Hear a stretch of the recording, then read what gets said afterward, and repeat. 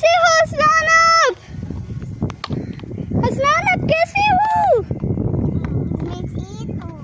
आज क्या है? 14 अगस्त बर्थडे है मेरी। बर्थडे भी है आपकी और आप 14 अगस्त है। पाकिस्तान जिंदाबाद। चलो अब बाजा बजा के दिखाओ मुझे, कैसे बजाओगे? जोर से, जोर से। पाकिस्तान जिंदाबाद। वो पाकिस्तान जिंदाबाद। अच्छा, और कितना आज प्यारा मौसम है ऐसे ना, बहुत प्यारा मौसम है आज तो। और आप भी बहुत प्यारे हो।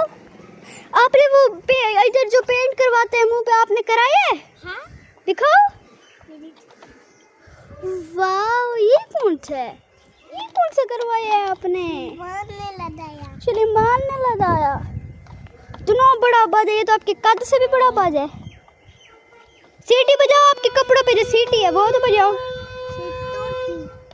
सीटी बजाओ जो आपके कपड़ों पे है। ये मुझे दे दो, ये बाजा मुझे दे दो। हाँ बजाओ,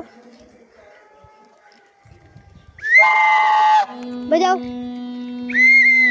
चल अब मैं बाजा बजाऊं। सब बच्चे वहाँ पे बाजे बजा रहे हैं ऐसे ना।